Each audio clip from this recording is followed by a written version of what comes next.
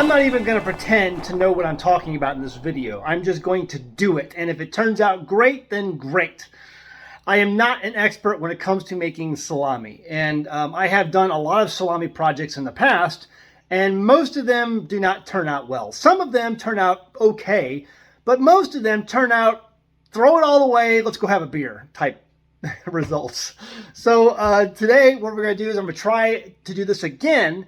And this time I have been researching, and I'm going to go almost as far as I can tell, as best as I can, by the book. And I'm going to do some things that I've never done before, because I feel like I've got to master this. If I'm ever going to do things my way and do things a little bit differently, I need to master it the way that many people do things. And so that's what we're going to do today. So I've got all my stuff laid out. Let's go ahead and take a look, and I'll show you what I got and what we're going to do today. Okay, so here's all my materials. Starting off here, these are the casings. And they are soaking in water, and also mixed in with this is the mold 600, the penicillin type mold. I also have some more of that here that I'm going to be using to put into the meat. I have some, we'll talk about that later at the end of the video. I have some butcher's twine. I have some netting. I have a good wine. Do not use American wines. They're too full of chemicals and additives. This is a Protocolo from Spain. It's a cheap wine, but it's still a good wine. And then I have a sparkling probiotic to help introduce some good bacteria into the meat. I'll use just about a cup of that for each batch. Over here, I've got my spices for each batch measured out. And then I have enough of the salt cure number 2. It's a curing number 2 that we're going to be using. And that means it's long term. It's going to sit in my wine cellar for about 2 months to age before we test it. That's going to give this cure enough time to do the job it needs to do. And I know a lot of you guys are like, I don't want to use nitrates in my meat. Okay, I've tried that before, and I have usually unfavorable results. You need to have nitrites or nitrates of some sort. And people, we'll talk about this at the end of the video, but I know there's some people who really don't want to use that, but we are going to use it. Normally, back in the old days, they used this. It's called saltpeter. However, this is colored so that you don't mix it up, because if you ingest saltpeter, it can be deadly. And so they always color it to make sure, as a safety reason. That's why it's colored pink. Okay, I have a scale, I have my first batch, and I have my second batch, and this is what we're going to be using right here, this machine, to press in to the casings my salamis. And so that is ready to go, cleaned and ready to go. Stick with me. I'm not going to give you a step-by-step walkthrough on this process. There are much more intelligent and experienced people on YouTube who will walk you through that process and do it safely. Okay, I have been watching those people, I have been gleaning information from those people, and that's what's brought me to this process here today. And we'll talk about that more in detail at the end of the video when I go back in studio and just talk about some of the tips that I want to refer you to, and then some of the channels that I want to refer you to in order to get a good experience and get good knowledge. Okay, because good knowledge comes from experience. So we're going to go ahead and get started on this process. You're going to see me doing a lot of things, and then we'll talk about it afterwards.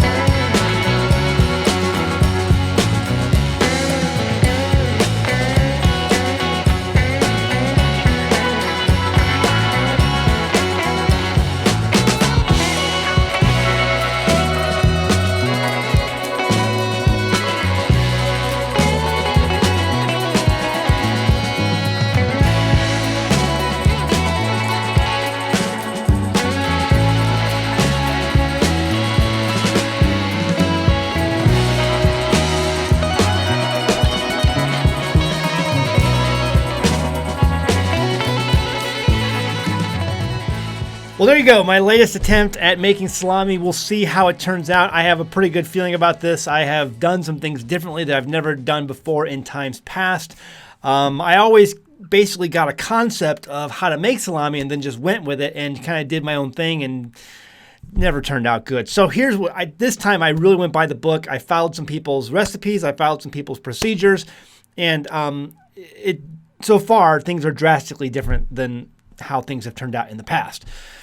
And it's just really simple things. First thing we're going to address, though, is the nitrates. I know this is a controversial topic. Every time I do anything, in fact, a very popular video I did years back, whereas I did salami with celery nitrates, and I think that would have worked. However, I didn't do something that I did in this video. So, because people want to try to avoid nitrates and nitrites in their meat. And the reality is, the more I research this thing, this is all based on a flawed study a long time ago put out by the government. And listen, guys, if you've been around in the last 2 or 3 years, you can take anything the FDA tells me and just toss it in the wastebasket. I don't care what the FDA says. The USDA means nothing. You're all dead to me. So I don't care what you say about nitrates and nitrites. I don't care. In fact, there's more nitrates and nitrites in your salad than there's probably going to be in your salami at the end if you use any type of curing nitrates, okay?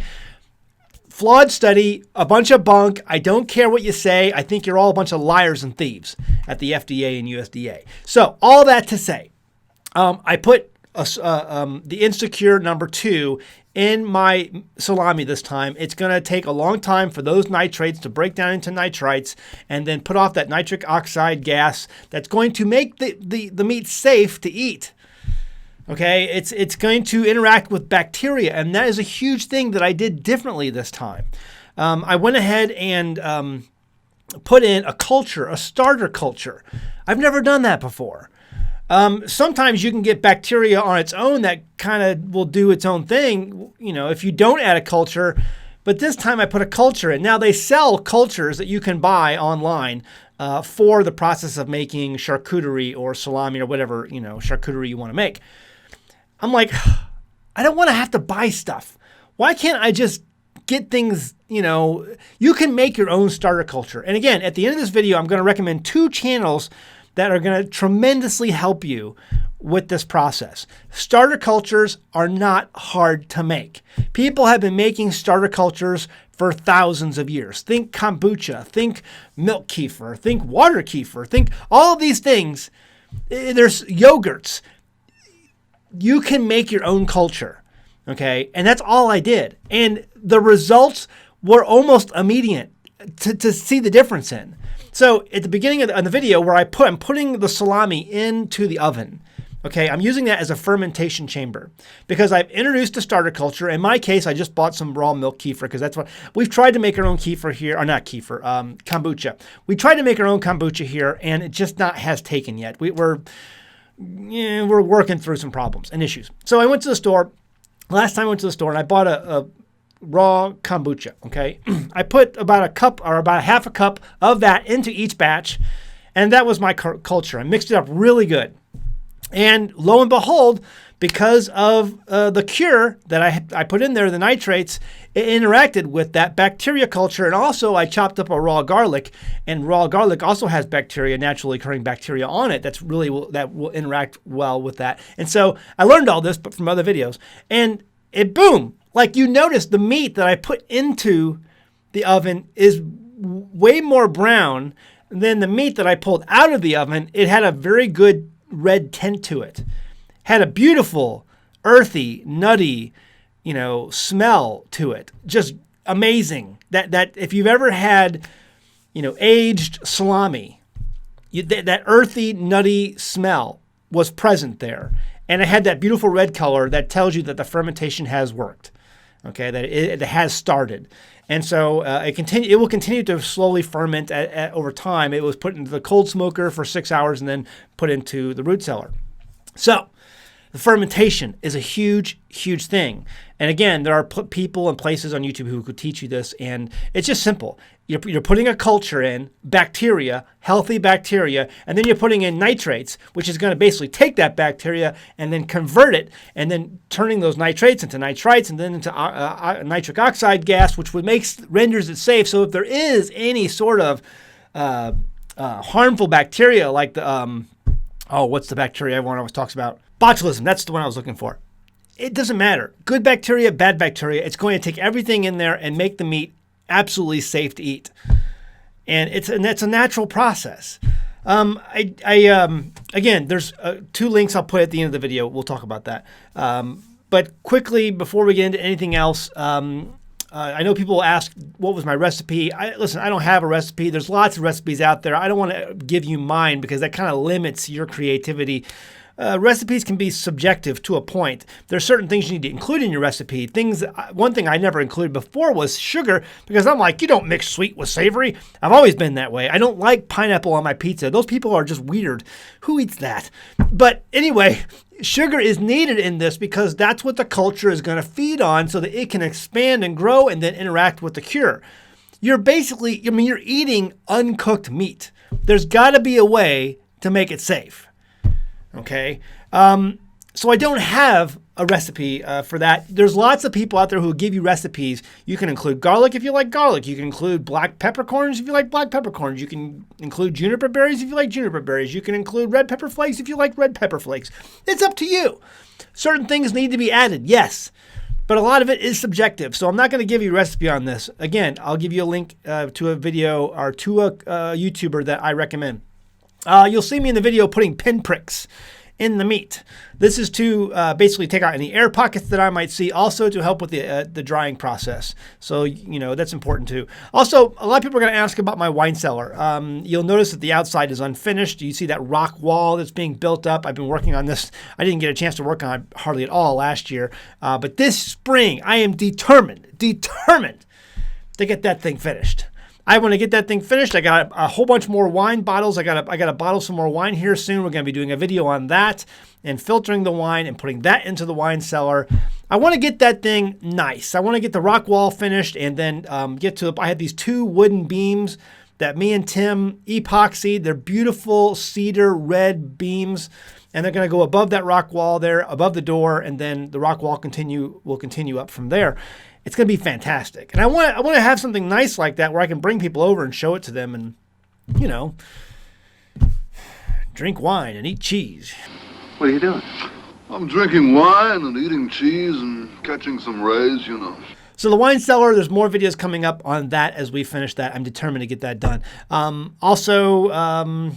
So here's the 2 channels that I want to recommend. Number 1, if you're interested in starting a culture, you need to have these things. You need to have this knowledge because these things there's so many great aspects of being able to start a culture. And one of them is even medicinal. But the YouTuber that I'm going to recommend is called Rain Country. She has lots of videos on making starter cultures and cultures. Okay. And so check out Rain Country and just YouTube when you Google or search on YouTube, Rain Country and culture. I'll put a link to a video below. You can check that out. Also, it's 2 guys in a cooler. 2 guys in a cooler. I don't know why they call it 2 guys in a cooler because all in the videos I've ever seen is just 1 guy. But 2 guys in a cooler has fantastic videos. And they put lots of charcuterie. It's all they do. And so they do it right. And I basically gleaned as much knowledge as I possibly can from that channel, and I've implemented it. And so far, the results have been fantastic.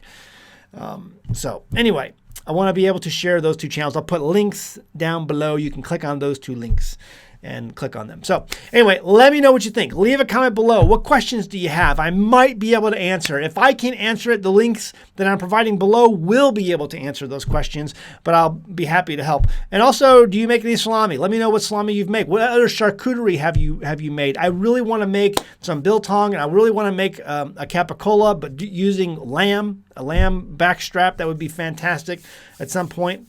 There's lots of things I want to try. I'm just not sure what to try next, and I want to get this under my belt before I do anything else. Check out our merchandise over at teespring.com. You can find My Pets Make Me Breakfast, which is true in this case because the salami that we made here was actually made with some of the lambs that we have on this homestead, or we had on the homestead, and then also some venison we harvested this last fall. So, yeah, My Pets Make Me Breakfast. You can find the shirt over at Teespring, links in the description below. Also, our best-selling shirt, Stupid Should Hurt. If we had more hurt in this world, there'd be a lot less stupid. We have a lot of stupid in the world, folks. Lots of stupid.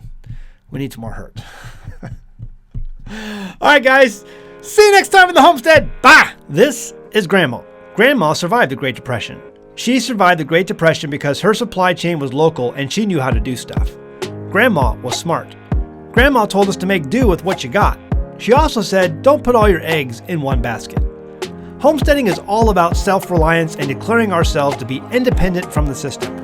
We grow our own food, we raise our own animals, and doing these things helps safeguard our families from the unpredictable world that surrounds us. But what about banking? I love being my own power company, but what about being my own bank? Right now, our country is over $30 trillion in debt and rising. The Fed keeps printing money, and the Congress won't stop spending money. Staying attached to the modern banking system and their investment vehicles is like putting all of your eggs in one very, very fragile basket. On one side, you have the threat of inflation and your savings value floating away. And the other side is a possible deflationary stock market collapse, just like what happened in the 1930s. Genesis Gold Group is like a basket holding eggs, and these eggs are impossible to break. History shows us that all paper investments have and will return to their intrinsic value eventually. Zero. But gold, silver, and other precious metals have never, ever been worthless. In every collapse throughout history, people have turned back to precious metals to find monetary value. If you have a 401k, an IRA, or a savings account where you're literally watching the purchasing power inflate away, give Genesis Gold Group a call right now, today, this instant. They can develop a strategy for you in the days ahead. I can tell you how I raise sheep, I can tell you how I raise chickens, or the best way to grow tomatoes, or how to hook up a solar panel. But Genesis Gold Group is your best shot at safeguarding your hard-earned savings and investments during this increasingly turbulent time in history. The link and phone number is in the description below, or visit their website at genesisgoldgroup.com. And be sure to say you heard about them from An American Homestead.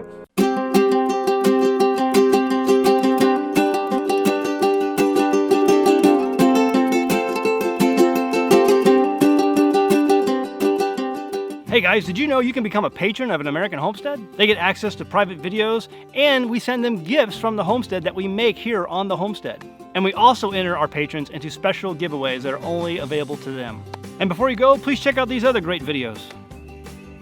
Go ahead, click. I'll wait.